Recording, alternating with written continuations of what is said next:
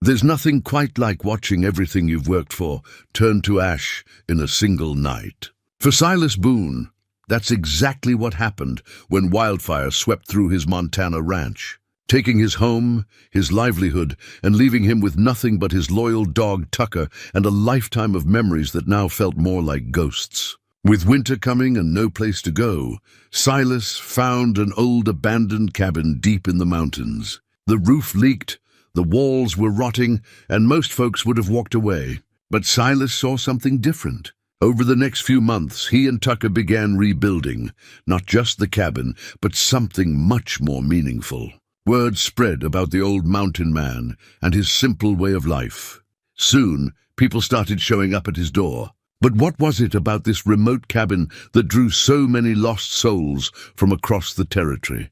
Before we jump back in, tell us where you're tuning in from, and if this story touches you, make sure you're subscribed, because tomorrow I've saved something extra special for you. The morning mist clung to the valley floor like an old man's breath on a cold day, and Silas Boone stood at the edge of what used to be his world. The acrid smell of charred timber still hung in the air 3 weeks after the fire, mixing with the pine scent that had always been home to him.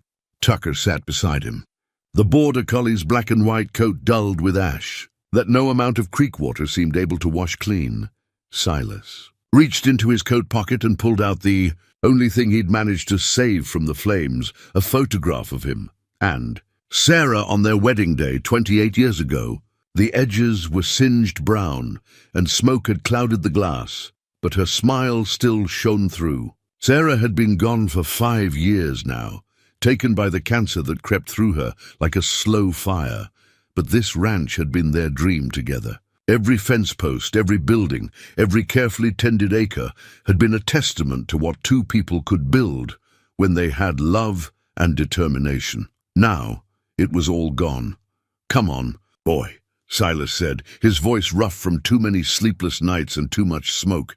"Ain't nothing left here for us." Tucker's ears perked up at the familiar command. But the dog's brown eyes held a confusion that mirrored his master's. This had been Tucker's world too, chasing rabbits through the pastures, herding the cattle that were now scattered to neighboring ranches or claimed by insurance adjusters. The dog had lost his purpose, along with everything else. Silas had been born 63 years ago in these very mountains, delivered by his grandmother in a cabin not 10 miles from where his ranch had stood. His father, Thomas Boone, had been a logger who understood that the land gave only what you earned through honest work. His mother, Ruth, had taught school in the one-room schoolhouse down in Clearwater until she married Thomas and moved up to the mountain to raise 5 children on determination and venison stew. Silas had been the youngest, and maybe that's why he'd inherited the stubbornness that kept him on this mountain when his brothers and sisters had all moved to cities with names like Portland and Seattle. He'd found Sarah at a church social when he was 35 and she was 29, both of them old enough to know their own minds and young enough to believe they could build something lasting. They'd bought the ranch with money Silas had saved from 15 years of logging and Sarah's inheritance from her father's grain elevator business down in Billings. It wasn't much, 600 acres of mountain meadow and pine forest, with a creek that ran year-round and soil that would grow hay if you knew how to work it. But it had been theirs. The fire had started in the national forest, sparked by a lightning strike during the driest August in 40 years. Silas had watched it creep closer for 3 days, helping neighbors evacuate their stock and hoping the wind wouldn't shift. But wind, like most everything else in the mountains, had a mind of its own. On the 4th day, it turned and came roaring up the valley like a freight train made of flame and fury. Silas had managed to get the horses out and turn the cattle loose to fend for themselves. He'd loaded his pickup with Sarah's china and their important papers, the photograph, and a few other things that held memories more valuable than gold. But the fire moved faster than he'd expected, and in the end, he'd barely escaped with Tucker and the clothes on his back. The insurance adjuster, a soft-handed man from Billings who wore a tie to walk through ash and rubble, had delivered the news with practiced sympathy. The policy would cover the buildings and some of the stock, but it wouldn't be enough to rebuild. Not at Silas's age, not with the cost of everything these days, and certainly not with the bank breathing down his neck about the mortgage that still had 8 years left on it. Might be time to think about retiring somewhere warmer, the adjuster had suggested, his clipboard already filled out with numbers that spelled the end of everything. Florida's real nice this time of year, but Silas Boone had never run from a hard winter, and he wasn't about to start now. The town of Clearwater had tried to help.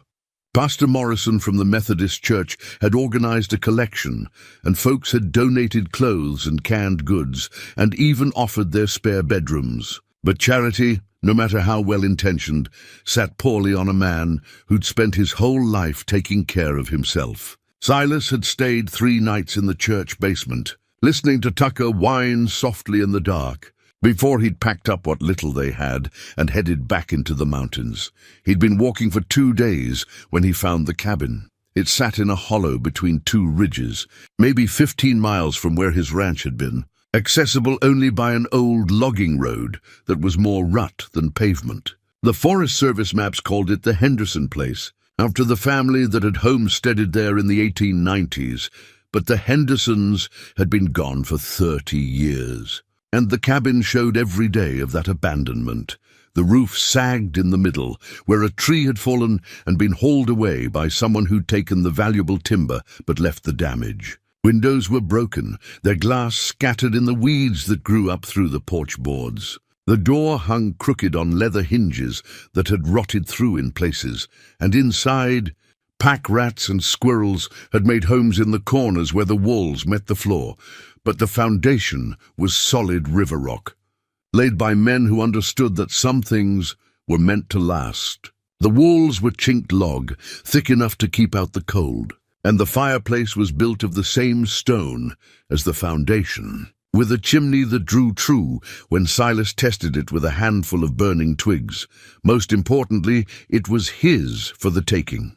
The Forest Service had a program for folks willing to restore abandoned homesteads, and Silas had qualified faster than he'd expected.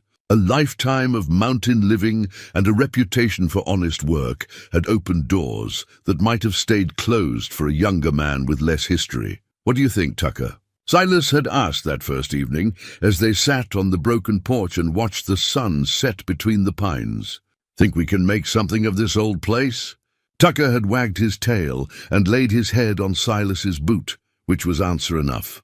The first month had been about survival. Silas patched the roof with tarps and scrap lumber salvaged from the forest, enough to keep the snow out when the first storm hit in early October. He fixed the door and covered the broken windows with plywood until he could afford proper glass. He cleaned out the pack rat nests and mouse droppings, scrubbed the walls with lye soap, and built furniture from pine logs and determination.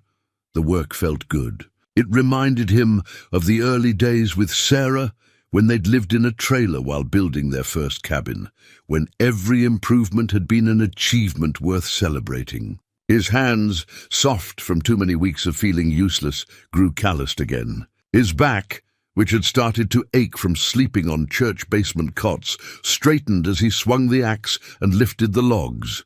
Tucker had found his purpose again, too. The old cabin sat in prime hunting country, and the dog had appointed himself guardian against the deer that wanted to eat what few vegetables Silas could coax from the rocky soil. More than that, Tucker seemed to understand that this wasn't just shelter, it was hope taking shape one board at a time.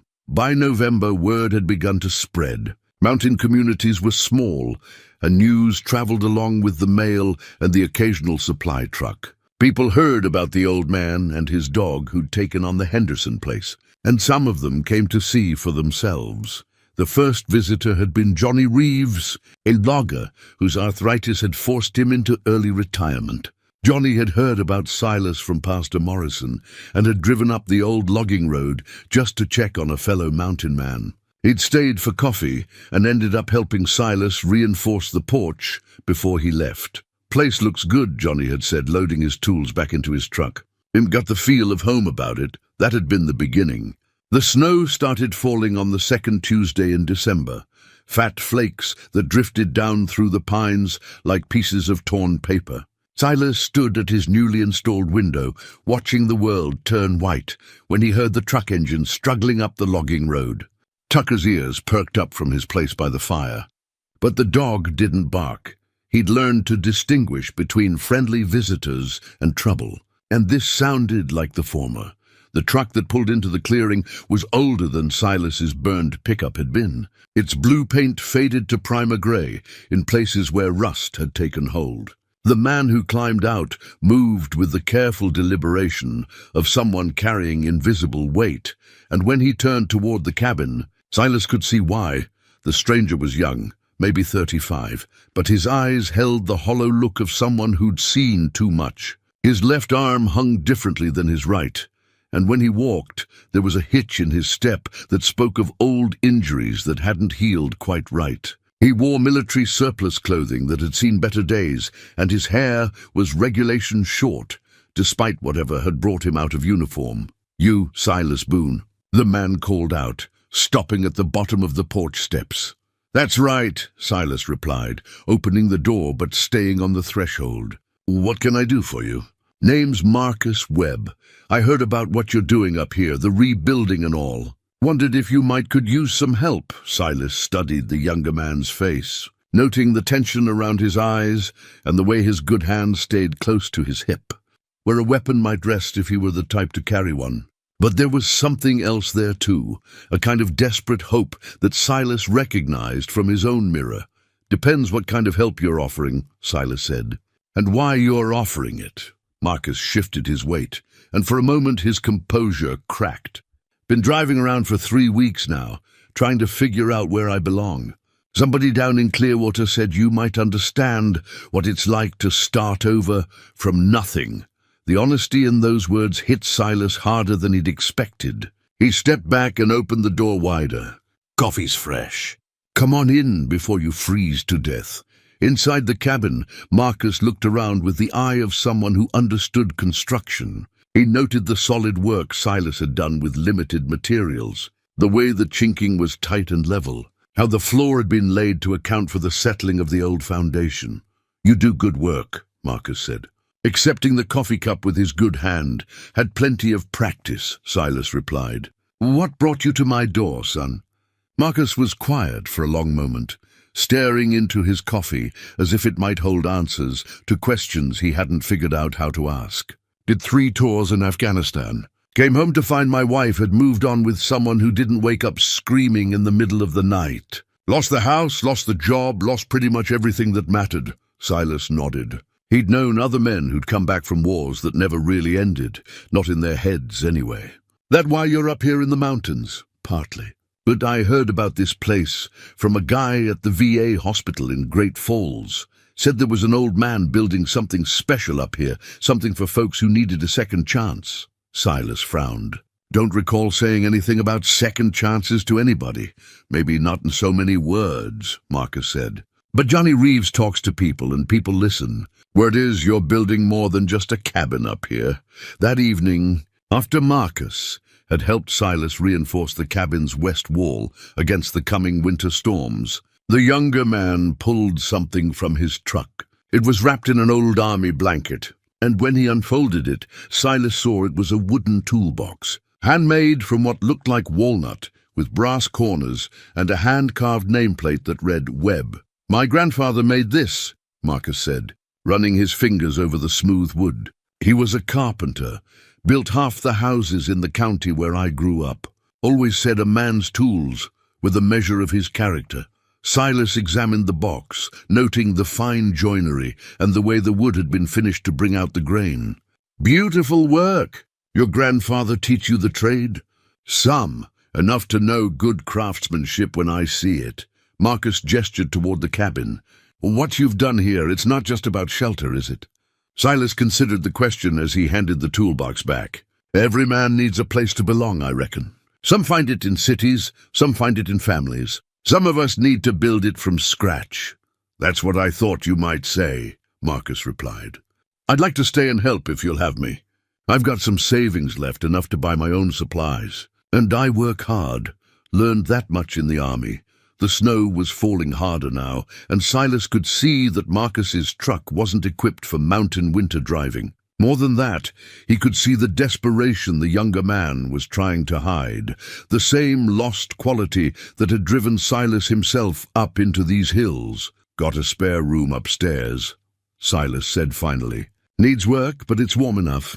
You can stay through the winter, help with the building. Come spring, we'll see how things sit." The relief that crossed Marcus's face was immediate and profound. "Thank you, sir. You won't regret this." But even as Marcus went to get his gear from the truck, Silas wondered if he was making a mistake. He'd come up here to rebuild his own life, not to take on someone else's problems. And there was something about Marcus, something held too tightly in check, that suggested the younger man's troubles might be more complicated than a simple case of bad luck. Tucker seemed to sense Silas's uncertainty. The dog had accepted Marcus easily enough, but now he stayed close to Silas's side, his brown eyes alert and watchful. Over the next few days, as the snow piled deeper and the wind howled through the pines, Silas began to understand why Marcus had sought him out. The younger man worked with the focused intensity of someone trying to outrun his own thoughts. He replaced broken floorboards with precision that spoke of military training, and he reinforced the cabin's frame with an engineer's understanding of stress and load-bearing. But at night, when the work was done and they sat by the fire with their coffee, Marcus would grow quiet and distant. Sometimes Silas would hear him pacing in the upstairs room, and once he'd heard what sounded like muffled crying. "War don't let go easy," Silas observed one evening. After Marcus had spent the day working in almost complete silence, Marcus looked up from the piece of wood he'd been sanding smooth. "You ever lose sleep over things you can't change?" "Every night for the first year after Sarah died," Silas admitted. "Kept thinking if I'd made her go to the doctor sooner, or if I'd insisted on different treatments. But regret's a heavy load to carry, son. Eventually you got to set it down, or it'll break your back." "Some things can't be set down," Marcus said quietly. Silas studied the younger man's profile in the firelight, noting the tension in his jaw and the way his hands never quite stopped moving. "Maybe not, but they can be worked through. Takes time, and it takes honest labor, and sometimes it takes friends who understand the weight." That night, for the first time since Marcus had arrived, the upstairs room was quiet. And in the morning, Silas found his new housemate already at work, building something that looked like it might become a second cabin, smaller than the main house but solid and well-planned. "Figure if this place is going to be a haven for lost souls," Marcus said when Silas asked about the project. "We're going to need more room." It was then that Silas understood what was really happening on his mountain. He hadn't just found a place to rebuild his own life. He'd stumbled onto something much larger and more important. And Marcus Webb, with his damaged body and his grandfather's toolbox, was the first sign that his quiet sanctuary was about to become something neither of them had planned. By January, the second cabin was taking real shape. Marcus worked with the methodical precision of a man who found peace in the rhythm of saw and hammer. And Silas began to understand that his unexpected guest was more than just a troubled veteran. He was a craftsman with an eye for detail that matched his grandfather's legacy. The morning brought news that would test both men's resolve. Pastor Morrison's truck came grinding up the snowy logging road, its chains biting into the ice with a sound like breaking glass. The pastor didn't make social calls this far up the mountain in winter, which meant whatever brought him was serious. "Silas," Pastor Morrison called out as he climbed from his truck, his breath forming clouds in the bitter air. "We need to talk." Inside the cabin, the pastor accepted coffee with hands that shook slightly, not from cold, but from whatever burden he'd carried up the mountain. He was a thin man with kind eyes and the sort of quiet strength that came from 30 years of helping people through their worst moments. "There's a girl down in town," he said without preamble. "Anna Fitzgerald, 16 years old, lost her parents in a car accident 3 months ago. Been staying with her aunt, but that's not working out." Silas exchanged glances with Marcus, who had been listening from the kitchen area while cleaning his tools. "What's that got to do with us, Pastor?" "Anna's been in trouble since the accident. Running away, getting into fights, won't go to school. Her aunt says she can't handle her anymore, wants to send her to state care." Pastor Morrison set down his coffee cup with deliberate care. "But I've been watching this girl, and I don't think she's bad. I think she's broken, and she needs some place to heal." Marcus stepped forward, his expression guarded. "You're asking us to take in a teenage girl? We're not exactly qualified to—" "You're building something up here," the pastor interrupted gently. "Word's gotten around about what you two have accomplished. People are talking about the peace they feel when they visit this place. Anna needs that peace." Silas stood and walked to the window, looking out at the half-finished second cabin. Snow clung to its exposed beams like nature's blessing on honest work. "Pastor, I appreciate what you think we're doing here, but taking care of a troubled teenager is different than helping grown men find their footing." "Is it?" Pastor Morrison asked. "Seems to me broken is broken. Whether you're 16 or 60, the artifact that would change everything sat on the pastor's lap, a worn leather journal with Anna's name embossed on the cover in faded gold letters. He held it out to Silas with the reverence of a man handling something precious. Her mother gave her this journal for her 15th birthday.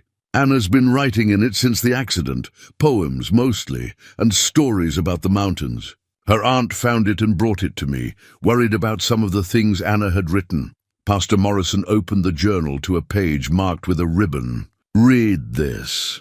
Silas took the journal and read the page silently, his weathered face growing thoughtful. The writing was in a young woman's careful script.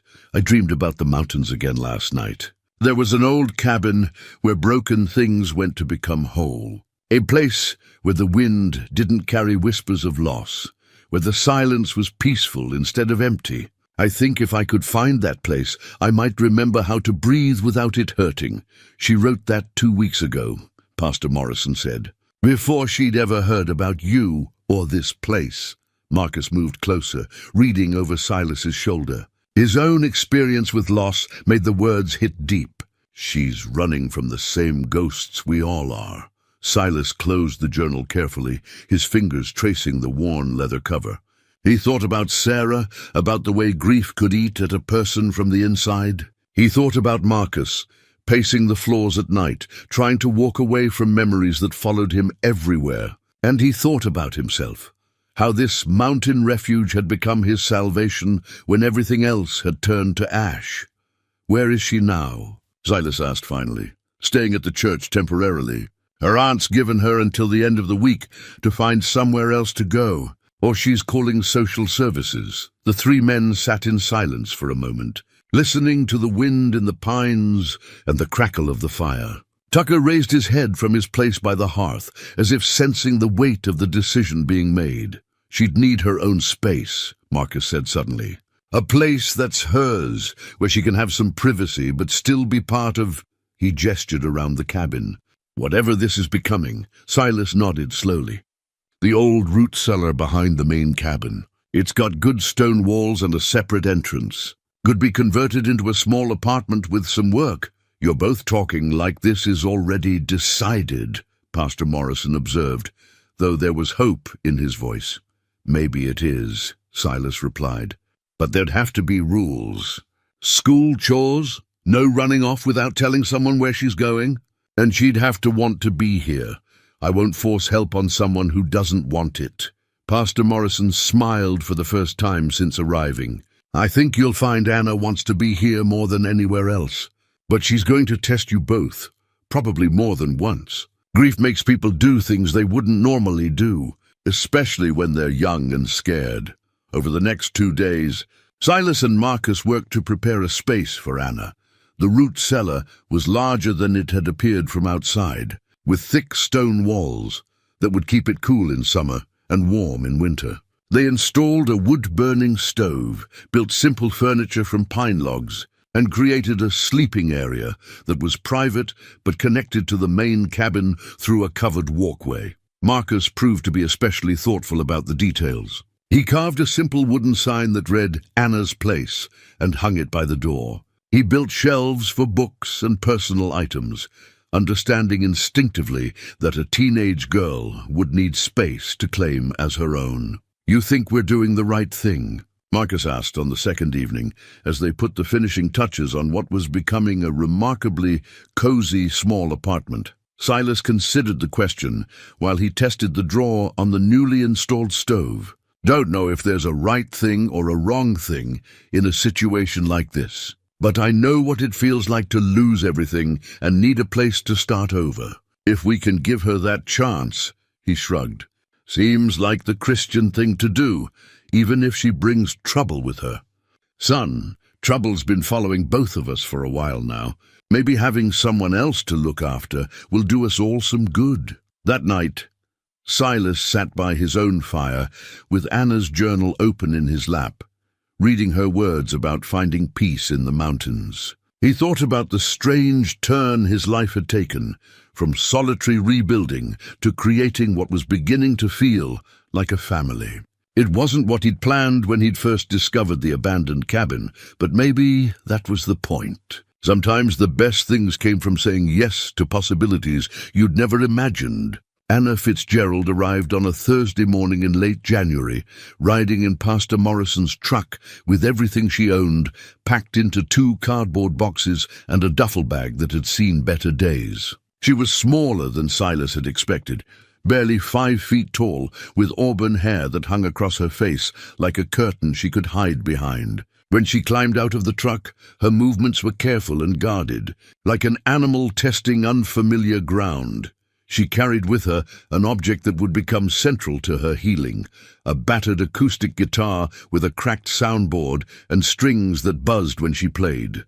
It had been her father's, Pastor Morrison explained quietly, while Anna stood apart, studying the cabins with eyes that missed nothing. "Anna," Silas said gently, approaching her as he would a spooked horse. "I'm Silas, and this is Marcus.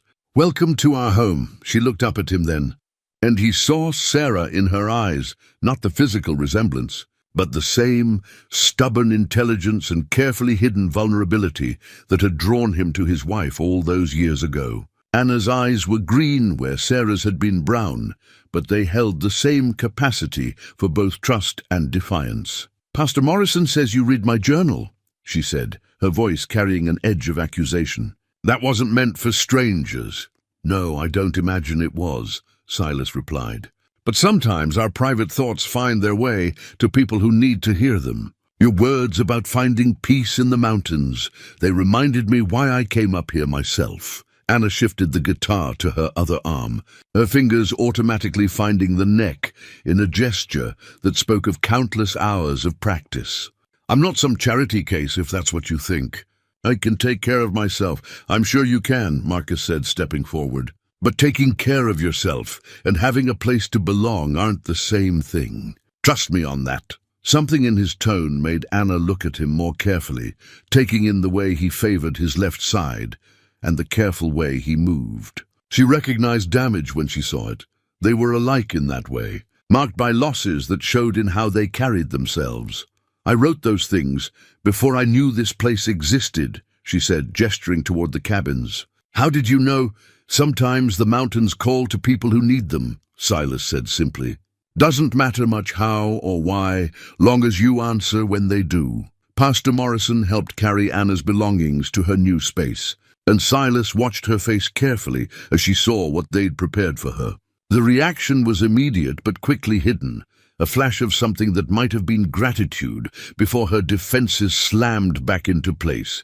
"It's temporary," she said, setting her guitar carefully in the corner. "I'll be 18 in 2 years, and then I can go wherever I want." "Course you can," Silas agreed. "But until then, you're welcome here as long as you follow a few simple rules." Anna crossed her arms, waiting for the list of restrictions she was sure would come. Instead, Silas surprised her. "Rule 1, you go to school. Education matters, and your parents would want you to finish what you started. Rule 2, you do your share of the work around here. Nothing fancy, just help with cooking and cleaning and whatever projects we're working on. Rule 3, You tell someone where you're going if you leave the property. Not asking permission, just courtesy so we don't worry. That's it? Anna asked, suspicion clear in her voice. That's it. Oh, and rule 4. You're welcome at our table every night for dinner, and we'd like you to come. But that's more invitation than rule. After Pastor Morrison left, Anna spent the rest of the day moving around the property like she was mapping escape routes. She tested the boundaries, wandering to the edge of the clearing and back, always keeping the cabins in sight. Marcus and Silas watched her from a distance, giving her space to adjust, while making sure she knew they were there. That evening, she surprised them both by showing up for dinner. She sat quietly, while Silas and Marcus talked about their plans for expanding the workshop space. But when Marcus mentioned needing to repair his truck's starter, she spoke up. I know about engines, she said. My dad taught me. We used to work on cars together in his garage. It was the first personal thing she'd shared, and both men were careful not to make too much of it. But when Marcus asked if she'd mind taking a look at the truck the next day, she nodded with something that almost looked like eagerness. The breakthrough came 3 days later. Silas was working alone in the main cabin, reinforcing a beam that had been weakened by years of weather, when he heard guitar music coming from Anna's space. He paused in his work, listening to the melody that drifted across the cold air, something sad and beautiful that spoke of loss and longing. When the music stopped, he found an excuse to walk past her door. Anna was sitting on her small porch despite the cold, the guitar across her lap, and tears on her cheeks that she didn't bother to hide. That was beautiful, Silas said simply. Anna looked up, startled. She'd thought she was alone. It was my dad's favorite song. He used to play it for my mom when he thought I wasn't listening. Would you play it again? I'd like to hear it properly. For a moment he thought she might refuse. Then she positioned the guitar and began to play, this time singing softly along with the melody. Her voice was clear and strong, trained by someone who understood music, and the song filled the winter air with warmth that had nothing to do with temperature. When she finished, Silas was quiet for a moment. Your father taught you well. Music like that, it's healing for the person playing it and the people listening. He said music was one of the ways people talk to God, Anna said, her fingers still moving absently on the strings. Said it was prayer you could hear. Smart man, your father. Anna nodded, and for the first time since she'd arrived, her defenses seemed to relax slightly. He was, they both were. I don't know how to be me without them. That's something you'll figure out in your own time, Silas said. But you don't have to figure it out alone.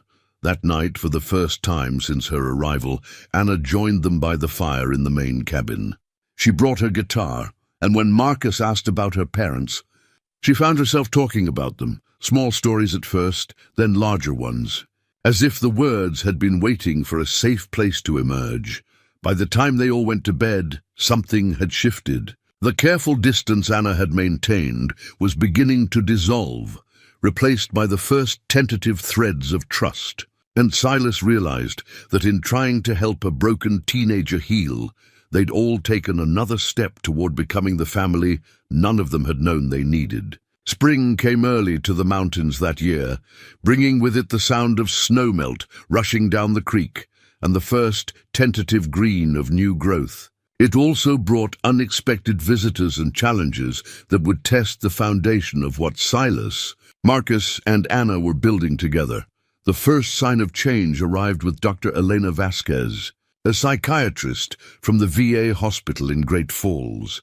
She drove up the logging road in a sensible sedan that looked out of place among the pines, carrying with her a leather medical bag that had belonged to her grandfather, a country doctor who had served mountain communities for 40 years. The bag was worn smooth by decades of use, its brass clasps tarnished but still functional, and it contained not just medical supplies, but also handwritten notes from her grandfather about treating the whole person, not just their symptoms. I'm looking for Marcus Webb, she said when Silas answered the door. He's missed his last 3 appointments. And his caseworker is concerned. Silas studied the woman on his porch, mid-40s, with graying black hair and intelligent dark eyes that took in the improvements to the cabin with professional assessment. She didn't look like the typical government official who usually came calling about missed appointments. "Marcus is working," Silas said carefully. "But I'll get him for you." Marcus emerged from the workshop he'd been building behind the second cabin, wiping sawdust from his hands and wearing the expression of a man who'd been expecting this conversation for weeks. Dr. Vasquez's presence clearly unsettled him, but he met her gaze directly. "Doc," he said with a nod, "I figured you'd track me down eventually. Your caseworker wanted to send the police," Dr. Vasquez replied.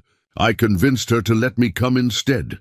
May we talk?" What followed was a conversation that laid bare the complexity of Marcus's situation. The VA had been treating him for PTSD and depression, but the medications made him feel disconnected from himself, and the group therapy sessions felt like performance rather than healing. He'd stopped going because he'd found something better: purpose, community, and work that made him feel whole again. "I understand the appeal of this place," Dr. Vasquez said, looking around at the peaceful clearing where Anna sat on her porch, tuning her guitar, while Tucker dozed in the afternoon sun. "But you can't just disappear from treatment, Marcus. There are protocols, evaluations that need to be completed. What if the treatment isn't helping?" Marcus asked. "What if I'm doing better here than I ever did in your offices?" Dr. Vasquez opened her grandfather's medical bag and pulled out a notebook filled with careful observations. She'd been watching Marcus during their conversation, noting his posture, his eye contact, the steadiness in his voice that had been absent during their sessions in Great Falls. "You do seem different," she admitted, "more grounded. But I need to understand what's happening here before I can recommend any changes to your treatment plan." That conversation led to the most unusual psychiatric evaluation in Dr. Vasquez's career. Instead of sitting in a sterile office, answering questions about sleep patterns and anxiety levels, Marcus showed her the work he'd been doing, the cabins he'd helped build, the workshop where he created furniture with the same precision and care his grandfather had put into that toolbox. He introduced her to Silas and Anna, explaining how their informal family had formed around shared loss and the healing power of honest work. Anna proved to be unexpectedly articulate about the changes she'd witnessed in Marcus. "When he first got here, he couldn't sleep," she told Dr. Vasquez. "I could hear him pacing at night, and sometimes he'd be working on projects at 3 in the morning because he couldn't stand being still. But now he sleeps through the night, and when he works, it's because he wants to create something, not because he's running from his thoughts." Dr. Vasquez spent 3 days at the mountain refuge, officially conducting her evaluation, but actually experiencing something she'd never encountered in traditional treatment settings. She saw Marcus teaching Anna advanced woodworking techniques, his patience with her mistakes, demonstrating a gentleness that trauma hadn't destroyed. She watched Silas treat Marcus not as a damaged veteran, but as a valued partner in building something meaningful. And she observed how all 3 of them had created a routine of shared meals, evening conversations, and collaborative work that addressed the isolation and purposelessness that fueled so much psychological distress. On her final evening, Dr. Vasquez sat with them around the fire in the main cabin, her grandfather's medical bag at her feet. "I need to ask you something," she said to Marcus. "Are you opposed to all treatment, or just the treatment you were receiving?" Marcus considered the question carefully. "I'm not opposed to getting help, but the help I was getting felt like it was trying to fix me so I could go back to being who I was before. I don't want to be who I was before. I want to be who I'm becoming here." Dr. Vasquez nodded slowly. "What if we could design a treatment approach that supported who you're becoming rather than trying to restore who you were?" What emerged from that conversation was revolutionary in its simplicity. Instead of requiring Marcus to return to Great Falls for regular appointments, Dr. Vasquez proposed monthly visits to the mountain refuge, where she could observe his progress in the environment where he was actually healing. She would work with him to develop coping strategies that built on the stability he'd found rather than the instability he'd left behind. "This is highly irregular," she warned them, "and I'll need to document everything carefully to justify the approach to my supervisors. But I've seen more genuine progress in 3 days here than in 6 months of traditional therapy." The arrangement also extended to Anna, who had been avoiding the grief counseling Pastor Morrison had arranged for her in town. Dr. Vasquez recognized that the teenager was processing her loss through music, community, and the gradual rebuilding of trust, methods that were working far better than talk therapy had. "You've created something special here," Dr. Vasquez told Silas as she prepared to leave. "But you need to understand that word is going to spread. Other people are going to hear about what you're doing and want to be part of it." Silas looked around at the small community they'd built. The cabins nestled among the pines, the workshop where Marcus created beautiful things from raw wood, the small garden plot where Anna had announced her intention to grow vegetables. It was still small enough that he knew every board they'd nailed, every problem they'd solved together. "Is that a warning or a promise?" he asked. Dr. Vasquez smiled as she climbed into her sedan. "Both," she said. "Definitely both." Dr. Vasquez's prediction proved accurate sooner than anyone expected. By late spring, the mountain refuge had begun attracting attention from people who had heard whispers of an old man and his unconventional family who were building something extraordinary in the wilderness. The first to arrive was Dolores Chen, a 72-year-old widow who drove up the logging road in a pristine 1987 Buick that her late husband had maintained with religious devotion. She carried with her a small wooden recipe box, painted robin's egg blue and filled with index cards written in careful cursive. The box had belonged to her mother, then her grandmother before that, containing not just recipes, but the accumulated wisdom of 3 generations of women who had known how to feed both body and soul. More than recipes, it represented Dolores's fear that she had become invisible in a world that no longer valued the knowledge she carried. "I heard about this place from my grandson," Dolores explained to Silas as she stood beside her car, looking uncertainly at the cluster of cabins. "He works at the VA hospital, said there was a doctor coming up here to see a veteran who was doing better than anybody expected. I thought maybe—" She paused, gathering courage. "My Arthur passed 2 years ago, and I've been rattling around our house ever since, feeling like I don't have purpose anymore." Silas saw something familiar in her careful dignity and the way she held herself, the same blend of strength and uncertainty that had brought Marcus and Anna to his door. "What kind of purpose were you thinking about, Mrs. Chen?" "I can cook," she said simply.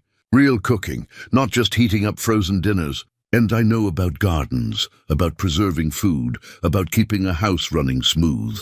Your Anna mentioned to Pastor Morrison that you folks have been eating out of cans and making do with simple meals. Seems like maybe I could help with that."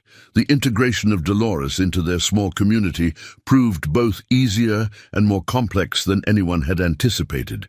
She took over the main cabin's kitchen with the quiet authority of someone who had been feeding people for 50 years, transforming their simple meals into elaborate affairs that filled the space with aromas Silas hadn't experienced since Sarah's death. But more than that, she brought a different kind of wisdom, the accumulated knowledge of a woman who had raised 5 children, buried her parents and her husband, and learned how to find joy in small daily rituals.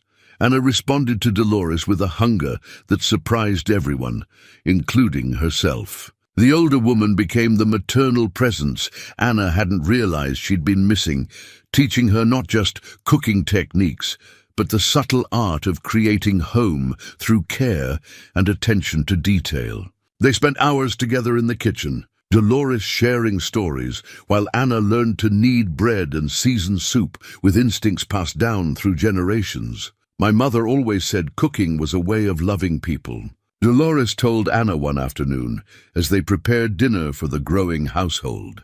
"Every meal is a chance to say, 'I care about you,' without having to find the words."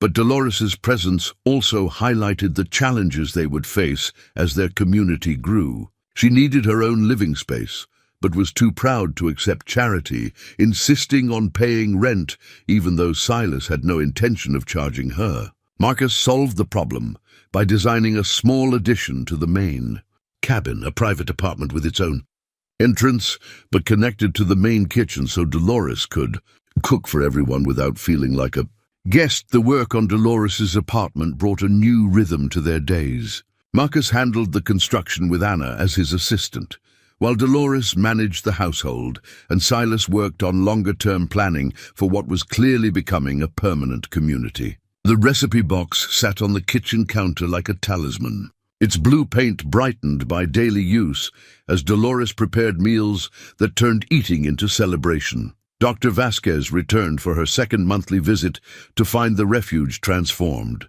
The addition was nearly complete.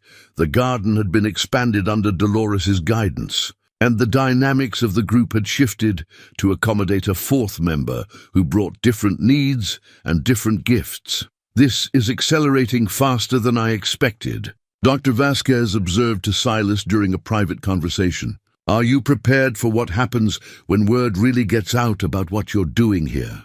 Silas had been wrestling with that question himself. What had started as personal rebuilding had become something much larger, and he wasn't sure he understood the implications. "Feels like we're being carried along by something bigger than ourselves," he admitted. "Like maybe this was always meant to happen, and we're just now catching up to the plan." The plan, whatever it was, revealed itself further when Johnny Reeves, the arthritic logger who had been Silas's first visitor, returned with news that would test their growing community's resilience. "County's been asking questions about what you're doing up here," Johnny reported over one of Dolores's elaborate dinners. "Some folks in town are saying good things, but others are worried about building codes and permits, about whether you're running some kind of unlicensed care facility." Anna looked up from her plate, alarm clear in her green eyes. "What does that mean? Could they make us leave?" "Nobody's talking about making anybody leave," Johnny assured her. "But they want to understand what this place is. Whether it's a family situation or something that needs to be regulated." Marcus set down his fork carefully. "Are we talking about inspections? Official visits?" "Probably," Johnny said. "And the sooner you get ahead of it, the better. Because right now you're operating in a gray area.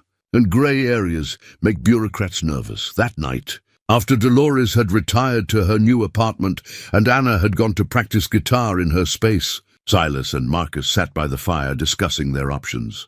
The refuge had grown organically, shaped by need and intuition rather than planning and regulations. But they were reaching a point where their informal arrangements might not be sufficient to protect what they'd built. "We could apply for non-profit status," Marcus suggested. "Make it official, a retreat center or something like that. That would mean paperwork, oversight, rules about who can stay and for how long," Silas replied. "Might take the heart out of what makes this place work. But if we don't do something official, we might lose it entirely." Silas stared into the fire, thinking about Sarah and the dreams they'd built together, about the strange path that had led him from those ashes to this new kind of family. "Maybe the answer isn't to make it official," he said finally. "Maybe the answer is to make it so obviously good that nobody wants to interfere with it." Outside, a spring storm was building in the mountains, bringing with it the kind of change that couldn't be planned for or controlled, only weathered with faith that what they'd built was strong enough to endure. The letter arrived on a Tuesday morning in early June, delivered by a county official who looked deeply uncomfortable as he handed it to Silas. The envelope bore the seal of the Montana Department of Health and Human Services, and its contents would shatter everything they thought they understood about their mountain refuge. Inside, along with the expected notices about building permits and care facility regulations, was a second document that made Silas's hands shake as he read it. It was a property deed, not to the Henderson place, which he'd been legally restoring, but to an adjacent tract of land that included the natural spring that supplied their water and the meadow where they'd planned to expand their gardens. The deed was in Sarah's name. "That's impossible," Silas whispered, reading the document again. Sarah never owned any land up here? We looked at this property once, years ago, but decided we couldn't afford it. But the signature was unmistakably hers. And the date was 3 months before her death, when she'd been making frequent trips to town for her cancer treatments. Trips she'd insisted on making alone because she didn't want Silas to see her weakness. Anna found him sitting on the porch an hour later, the deed spread across his knees and tears streaming down his weathered face. Tucker pressed against his leg, sensing his master's distress, while Silas stared at the meadow that Sarah had somehow impossibly purchased for him. What's wrong? Anna asked, settling beside him with the careful gentleness she'd learned to use when any of them were struggling with their ghosts. Silas handed her the deed, his voice rough when he spoke. Sarah bought this land while she was dying. Used money from her father's estate that I didn't even know she still had. Never told me about it. Never gave me any hint that she was thinking about expanding up here. Anna studied the document, her young mind quickly grasping the implications. But this is good news, isn't it? It means you own more land than you thought. It means nobody can force you to stop using the spring or the meadow. It means my wife was planning for my future while she was dying. And I was too blind to see it, Silas said.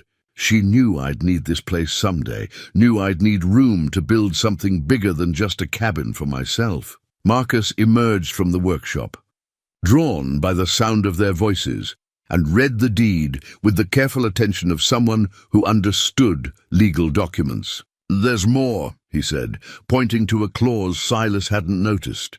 She established a trust. The land can't be sold or developed. It has to be used for the healing of souls who find their way to the mountains.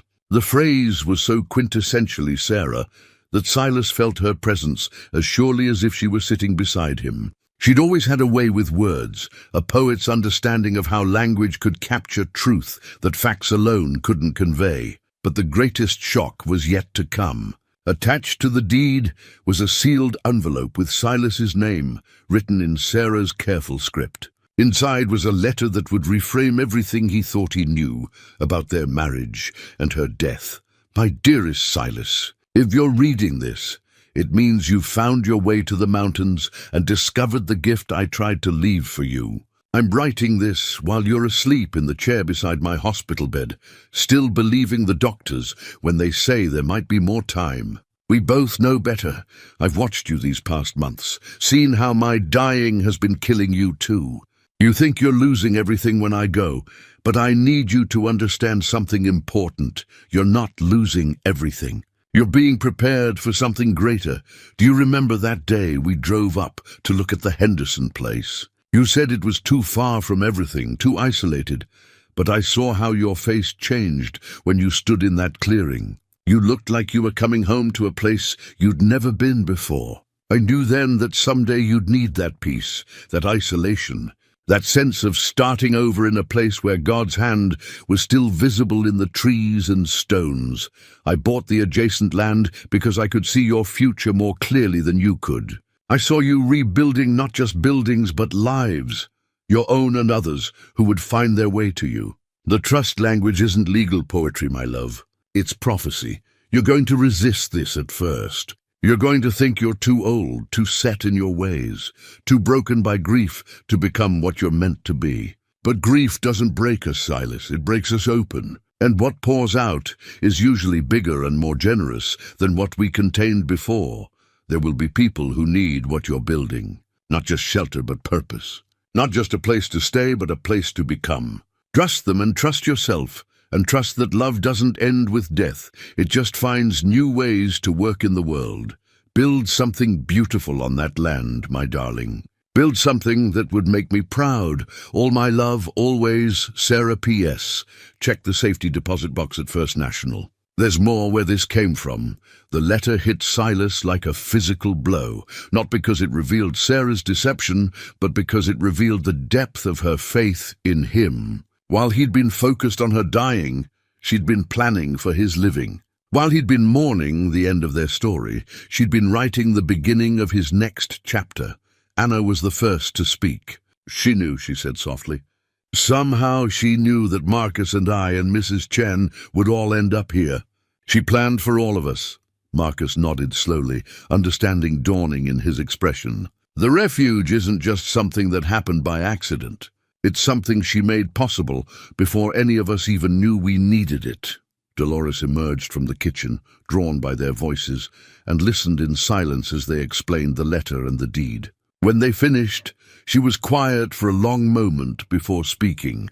My Arthur used to say that some people are given second chances, and some people are given the gift of providing second chances to others, she said. Sounds like your Sarah knew which kind of person you were, even if you didn't. That afternoon, they drove to town together. The first time all four of them had left the mountain refuge at the same time. At First National Bank, the safety deposit box yielded another surprise. Enough money to not only complete the refuge's expansion, but to establish it as a legitimate non-profit organization with proper facilities and legal protection. Sarah had been thorough in her planning. There were architectural drawings for additional cabins, sketches for a common building that could serve as both dining hall and community center, and detailed notes about sustainable building practices that would allow the refuge to be mostly self-sufficient. She'd even included contact information for contractors and suppliers who specialized in eco-friendly construction. She thought of everything, Marcus marveled, looking through the carefully organized documents. It's like she drew up a blueprint for our future. But perhaps the most profound revelation was a small notebook filled with Sarah's observations about healing and community. She'd been researching therapeutic communities, sustainable living practices, and alternative approaches to mental health treatment, all while battling cancer and keeping her plans secret from her husband. True healing happens in community, she'd written. Not because community solves our problems, but because it gives us purpose beyond our problems. When we care for others, we remember who we are beneath our wounds. As they drove back up the mountain that evening, Silas felt something shift inside him. The refuge was no longer just a place he'd stumbled into. It was a calling Sarah had prepared him for, a destiny she'd seen more clearly than he had. The land deed wasn't just a legal document. It was a love letter written in real estate and trust funds, a final gift from a woman who'd understood that love's greatest expression wasn't in holding on, but in letting go towards something larger. That night, they spread Sarah's architectural drawings across Dolores's kitchen table and began planning not just for their own healing, but for the healing of the many lost souls who would eventually find their way to the mountains. The refuge was about to become something none of them had imagined, but something Sarah had always known was possible. The discovery of Sarah's plans set in motion a summer of intense preparation that would test every bond they'd formed and every lesson they'd learned about building community from broken pieces. With the architectural drawings as their guide and Sarah's trust fund as their foundation, they began the most ambitious expansion of the mountain refuge, but they also attracted the attention of forces that would challenge everything they'd created. The artifact that would anchor this crucial period was Sarah's leather-bound planning journal, filled with her careful handwriting and detailed sketches of her vision for the refuge. Silas carried it with him everywhere, consulting it like a sacred text as they prepared to transform his wife's dreams into reality. The first challenge came from an unexpected source. Anna's aunt, Rebecca Fitzgerald, arrived unannounced on a humid July morning, stepping out of a rental car with the determined stride of someone who'd come to reclaim what she considered hers. She was a sharp-featured woman in her 50s, dressed in city clothes that looked foreign among the pines, and she carried herself with the brittle confidence of someone who was used to getting her way through persistence rather than charm. "Anna!" she called out before she'd even reached the porch. "Pack your things. This little adventure is over."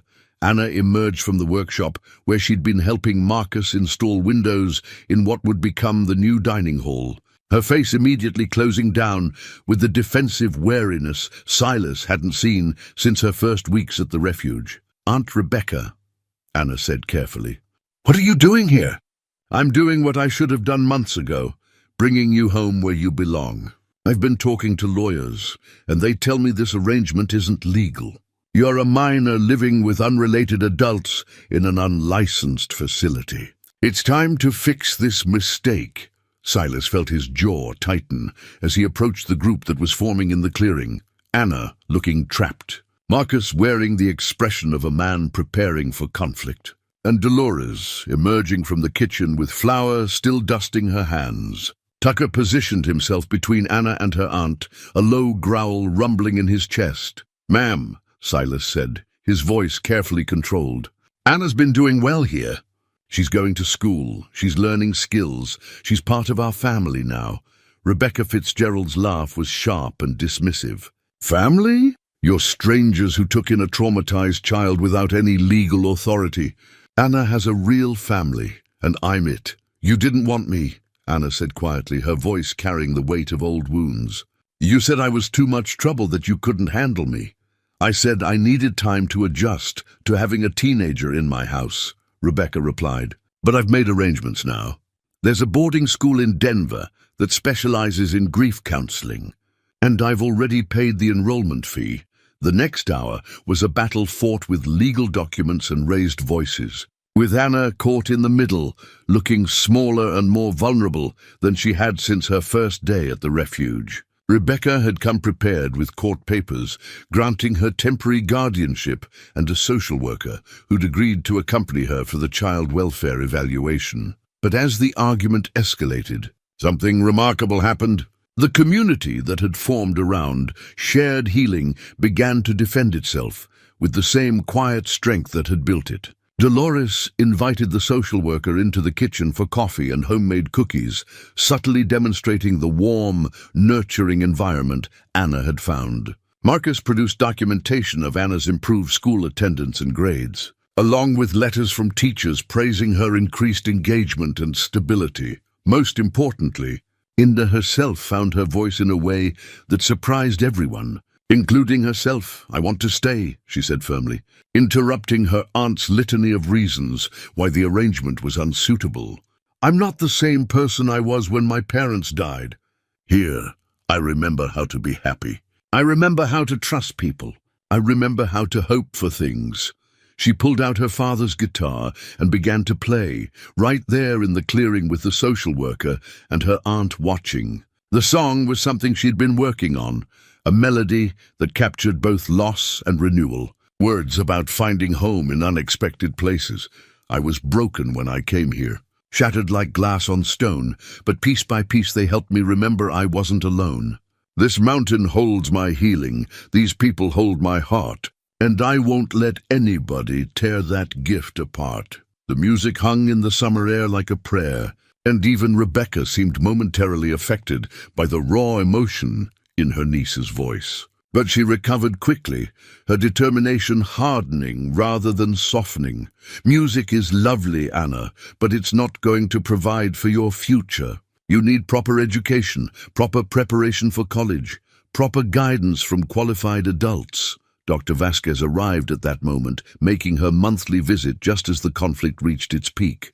Her presence shifted the entire dynamic, introducing professional credibility into what had been looking like an emotional standoff. "Ms. Fitzgerald," Dr. Vasquez said after Rebecca had explained her position, "I understand your concerns, but I need to share some information about Anna's treatment progress." What followed was a careful, professional presentation of Anna's psychological evaluation and the remarkable improvements she'd shown since living at the refuge. Dr. Vasquez spoke about trauma-informed care, about the importance of stability and attachment in adolescent development, and about the measurable benefits Anna had gained from being part of a chosen family rather than an institutional setting. "The boarding school you've selected is excellent for many students," Dr. Vasquez concluded. "But for Anna, who has already experienced profound disruption and loss, removing her from a stable, nurturing environment could undo months of healing progress." The social worker, a middle-aged woman named Janet Mills, who had clearly seen too many placement decisions go wrong, was taking careful notes throughout the conversation. When she spoke, her voice carried the authority of someone who understood the difference between what looked right on paper and what actually worked for children. "I'm going to need to do a full evaluation of this placement," she said to Rebecca. "That means interviewing all the adults, reviewing the living situation, checking references, and most importantly, conducting extensive interviews with Anna about her preferences and well-being." The evaluation process took 3 days, during which the entire refuge operated under intense scrutiny. Janet Mills proved to be thorough but fair, recognizing genuine care when she saw it. She interviewed Anna extensively, both in private and in group settings, documenting not just her emotional state, but her practical development, her improved academic performance, her growing confidence, her healthy relationships with the adults who'd become her chosen family. She also spoke with Pastor Morrison, who provided context about Anna's condition when she'd first arrived, and with teachers at the local school who confirmed the dramatic positive changes in Anna's engagement and behavior. But the most powerful testimony came from Anna herself, who had prepared a written statement about her life at the refuge. "Before I came here, I felt like a ghost in my own life. I was angry all the time, but underneath the anger was just emptiness. I didn't know how to be around people anymore. Didn't know how to trust that anyone would stay in my life without leaving or dying or giving up on me." Silas. Marcus and Dolores didn't try to fix me or replace my parents or pretend that my pain wasn't real. They just made room for me to exist while I figured out how to live again. They taught me that family isn't just about blood. It's about people who choose to love you even when you're difficult, even when you're scared, even when you don't know how to love yourself. If you take me away from here, you're not saving me. You're breaking me all over again. On the third evening, as the evaluation neared its conclusion, Rebecca made one final attempt to assert her authority. She found Silas alone on the porch, where he often sat with Sarah's planning journal, sketching modifications to her designs. "You seem like a decent man," she said, settling uninvited in the chair beside him. "But you have to understand, Anna is my responsibility. Her parents would have wanted her with family." Silas looked up from the journal, his weathered hands still holding the pencil he'd been using to add details to Sarah's architectural drawings. "With respect, ma'am, I think Anna's parents would have wanted her to be loved and safe and given the chance to become who she's meant to be. That's what we're trying to give her here. And what happens when she's 18 and moves on? What happens when you get older and can't take care of her anymore? What happens when this little experiment falls apart?" Silas considered the questions seriously because they were the same ones that kept him awake some nights. "I can't promise everything will always be perfect," he said finally. "But I can promise that as long as I'm drawing breath, Anna will have a place where she belongs. And if something happens to me, Marcus and Dolores feel the same way. We're not just a temporary arrangement. We're a family that chose each other." The next morning brought Janet Mills's decision, delivered with the careful language of someone who understood the weight of her words. Anna could remain at the refuge, provided that certain conditions were met regarding educational oversight and regular check-ins with child welfare services. Rebecca had legal grounds to challenge the decision, but Janet Mills's recommendation carried significant weight with family court judges. Rebecca left that afternoon, angry and defeated, but not entirely without understanding. In her final conversation with Anna, she said something that surprised everyone. "I hope you're right about this place. I hope it gives you what I couldn't." As her rental car disappeared down the mountain road, the refuge felt simultaneously more secure and more fragile than ever. They had won the right to continue building their unconventional family, but the scrutiny had revealed how much they still had to do to ensure their community's survival. The real test was just beginning. August brought the crisis that would test everything they'd built. It arrived in the form of a wildfire that started in the national forest 30 miles south of their mountain refuge, driven by unprecedented drought and howling winds that pushed the flames toward communities that had never faced such devastation. The artifact that would define this climactic period was Silas's old firefighting helmet, scarred by decades of battling mountain blazes. He'd pulled it from storage when the first reports came in, the familiar weight of it reminding him of skills he'd hoped never to use again. The helmet bore burn marks from fires he'd fought as a young man, before he'd met Sarah, before he'd learned that building was more important than fighting. The call came at 4 a.m. from Chief Martinez of the Clearwater Volunteer Fire Department. "Silas, we need every experienced hand we can get. This one's different. It's moving faster than anything we've seen, and it's headed for populated areas." Through the window, Silas could see the orange glow on the southern horizon, closer than it had been when they'd gone to bed. Tucker whined softly, sensing the danger that hung in the smoke-heavy air. "How much time do we have?" Silas asked, already reaching for his boots. "Maybe 6 hours before it reaches the outer evacuation zones. Maybe less if the wind picks up.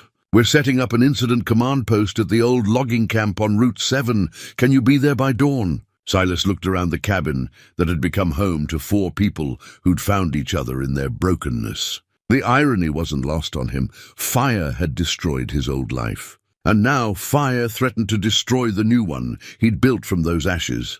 "I'll be there," he said. The evacuation order came 2 hours later, broadcast over emergency radio channels and delivered by county deputies who drove up the mountain with sirens wailing. All residents within a 10-mile radius of the advancing fire were required to leave immediately. No exceptions, no delays, no negotiations. Anna was the first to reject the order outright. "We're not leaving," she said, standing in the clearing with her guitar case in one hand and her father's tools in the other. "This is our home. We fight for it."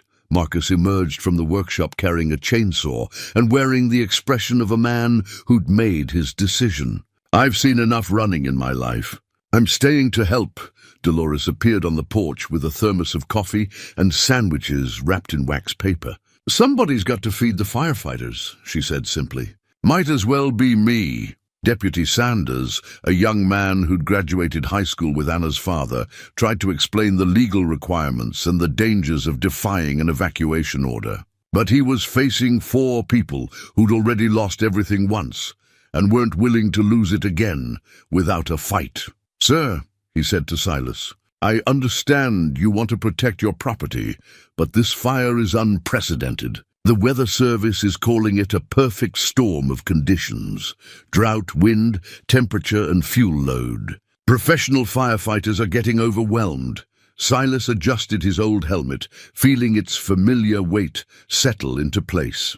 "Deputy, I've been fighting fires in these mountains since before you were born.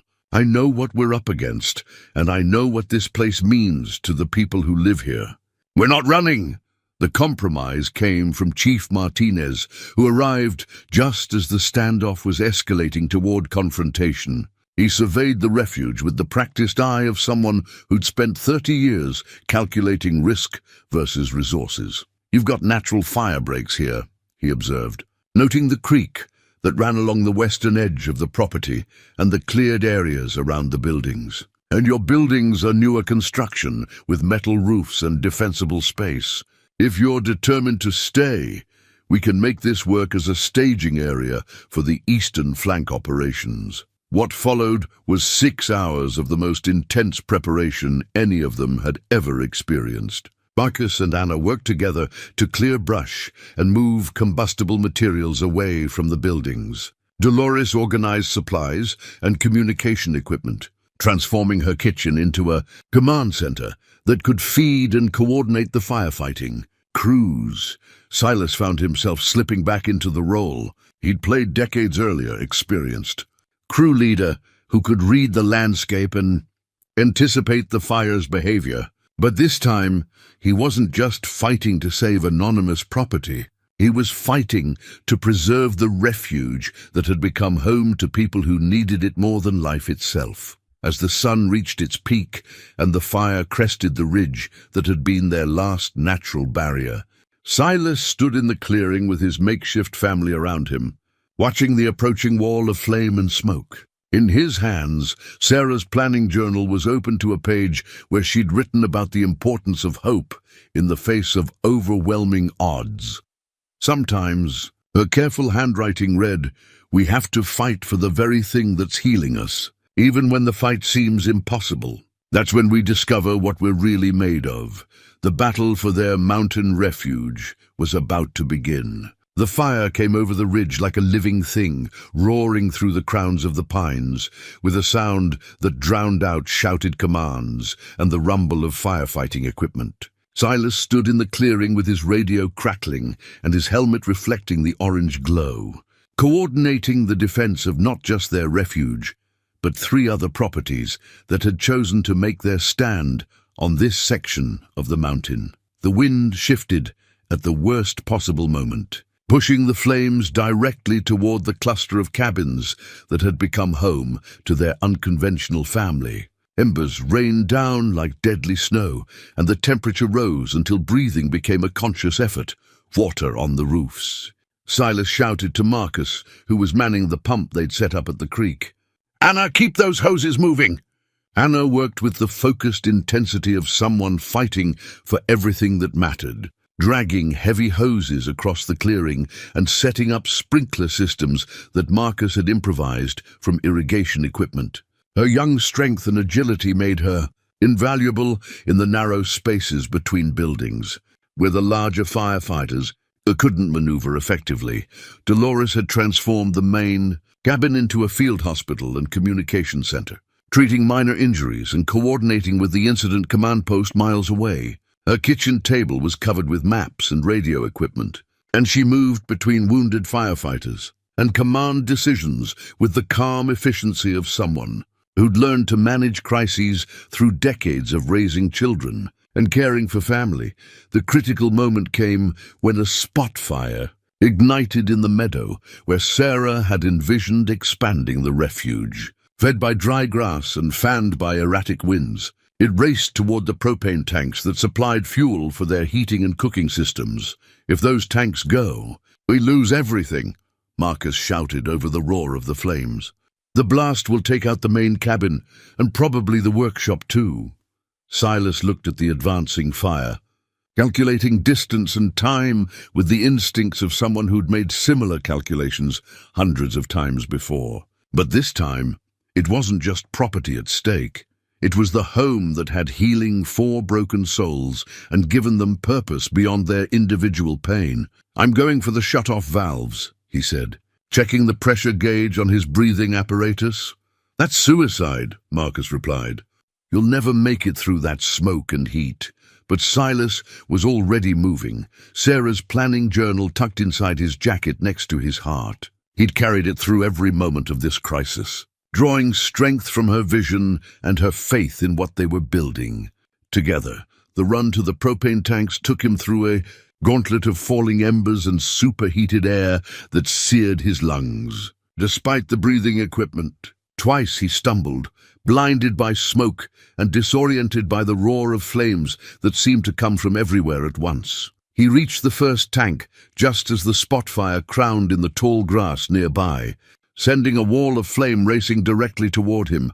His hands, steady despite the chaos around him, worked the valve mechanisms that would cut off the fuel supply and prevent the catastrophic explosion that would destroy everything they'd built. The second valve was harder to reach, partially blocked by debris and positioned where the heat was most intense. Silas felt his gear beginning to fail, felt the familiar burn of smoke inhalation that brought back memories of other fires, of the desperate moments when survival came down to training and determination. As he worked the final valve, he heard Anna's voice cutting through the roar of the flames. She was singing, not shouting instructions or calling for help, but singing the song she'd written about finding home in the mountains. Her clear, strong voice carried across the clearing, giving every firefighter something to focus on besides the chaos and destruction surrounding them.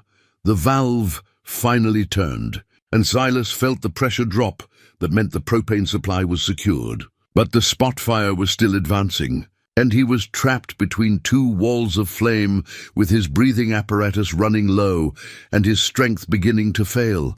That's when he saw them.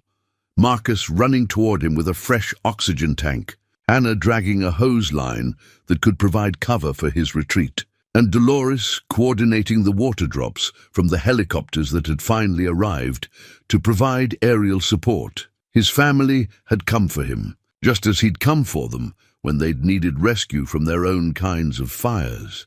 The retreat to safety was a controlled chaos of water and smoke and desperate teamwork. Marcus reached him first, replacing his failing breathing apparatus and providing cover, while Anna's hose line created a corridor of relative safety through the flames. By the time they reached the clearing, the wind had shifted again, pushing the main fire away from their buildings and toward the natural fire breaks that would slow its advance. The spot fires were contained, the propane tanks were secure, and their refuge stood intact amid the blackened landscape. As the immediate crisis passed and the exhausted firefighters began assessing damage and planning the next phase of operations, Silas pulled Sarah's journal from his jacket and opened it to the page he'd been thinking about during his desperate run to the propane tanks. Her words, written years before any of them had found their way to this mountain, seemed prophetic in the aftermath of their shared triumph. Sometimes the things we build with love are strong enough to survive the very forces that brought us together. That's when we know we've created something worth fighting for. 3 months after the fire, Silas stood in the same clearing where he'd first discovered the abandoned Henderson cabin, but the view had changed in ways that would have seemed impossible a year earlier. The blackened hillsides were already showing the first green shoots of new growth, and the expanded refuge bustled with the quiet activity of a community that had found its purpose. The artifact that best represented their transformation sat on the mantel of the new common building, a wooden plaque carved by Marcus from a pine tree that had survived the fire. It bore a simple inscription: Mountain Heart's Refuge, where broken souls become whole families. Below the words was a date, the anniversary of the fire that had brought Silas to the mountain. And below that, another date, the day they'd successfully defended their home from the flames. Anna emerged from the workshop, where she'd been teaching guitar to 3 new residents who'd arrived over the summer. At 17 now, she carried herself with the confidence of someone who'd found her place in the world and was helping others find theirs. Her father's guitar had been joined by 2 others, creating a small music program that Dr. Vasquez documented as remarkably effective in helping traumatized individuals process their experiences. "Silas," Anna called out, jogging across the clearing with Tucker at her heels. The dog had become the unofficial greeter for new residents, somehow able to sense who needed gentle encouragement and who needed space to adjust. "Dr. Vasquez is here for her evaluation, and she brought someone with her." The someone turned out to be Dr. James Harrison, a researcher from the University of Montana who was studying innovative approaches to trauma treatment and community healing. He'd heard about Mountain Heart's Refuge from Dr. Vasquez and had requested permission to document their methods for potential replication in other communities. "Mr. Boone," Dr. Harrison said, shaking Silas's weathered hand, "I've been following your progress through Dr. Vasquez's reports. What you've accomplished here challenges some fundamental assumptions about how healing happens."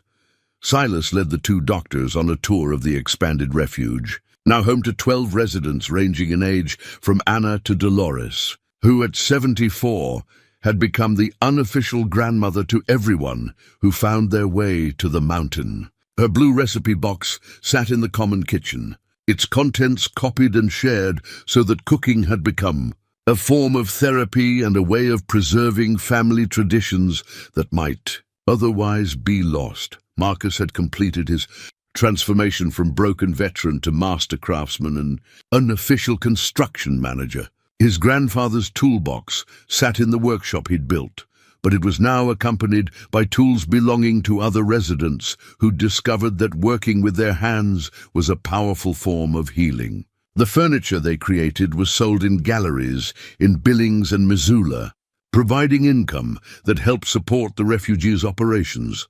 The key insight Dr. Vasquez explained to her colleague as they watched Marcus teach woodworking techniques to a recently arrived veteran struggling with severe depression, is that healing happens through purpose, not just through processing trauma. These people aren't just getting therapy, they're building something meaningful together. The refuge now operated as a licensed non-profit organization, thanks to Sarah's careful planning and the legal framework she'd established in her trust documents. They had formal partnerships with the VA hospital, the county social services department, and 3 universities that were studying their community-based approach to healing. But the real measure of their success wasn't in the academic papers or the official recognition. It was in the stories of transformation that played out daily in the clearing among the pines. There was Margaret, the 68-year-old widow who'd arrived suicidal and isolated, but had found new purpose teaching children from the valley how to garden using techniques she'd learned from her immigrant grandmother. There was David, the young veteran whose traumatic brain injury had left him struggling with memory and coordination until he discovered an aptitude for the precise, meditative work of furniture making. There was Elena, the teenage mother who'd been aging out of foster care until she found a supportive family structure that allowed her to finish high school while learning practical skills for supporting herself and her baby. Each new resident brought their own artifact of loss, a wedding ring from a dissolved marriage, a diploma from a career ended by injury, a photograph of family members lost to addiction or violence. But over time, these artifacts of pain were joined by new objects that represented hope and healing, tools they'd mastered, crafts they'd created, letters from family members with whom they'd reconciled. As the sun set behind the mountains that evening, the entire community gathered in the common building for their weekly sharing circle. It was a tradition that had evolved naturally, a time when anyone could speak about their struggles, their progress, or their gratitude for the second chance they'd found on the mountain. Anna spoke last, as she often did, her guitar across her lap and her green eyes reflecting the firelight. A year ago, I thought my story was over. I thought the best parts of my life had died with my parents, and all I had left was trying to survive until I was old enough to be on my own. She strummed a gentle chord progression, the same melody she'd been working on since her first week at the refuge. But I learned something up here that nobody ever taught me before. Family isn't just about who you're born to. It's about who chooses to love you when you can't love yourself, who believes in your future when you can't see past your pain, who fights beside you when everything you care about is threatened. Her voice grew stronger as she continued. We're all broken people who found each other in a broken place and discovered that broken things can be made beautiful when they're put together with love and patience and honest work. Outside, the wind moved through the pines with the sound of whispered promises, and somewhere in that gentle music, Silas could almost hear Sarah's voice telling him that he'd built something that would have made her proud. The mountain refuge had become exactly what she'd envisioned, not just a place of healing, but a testament to the truth that love doesn't end with death. It just finds new ways to work in the world. As the sharing circle ended and the residents made their way to their cabins, Silas remained by the fire with Tucker at his feet and Sarah's planning journal open in his lap. Tomorrow would bring new challenges and new opportunities to extend healing to broken souls who needed what they'd built here. But tonight, surrounded by the family he'd never expected to find, Silas Boone was simply grateful for the strange and wonderful path that had led him from the ashes of his old life to the living beauty of this new one.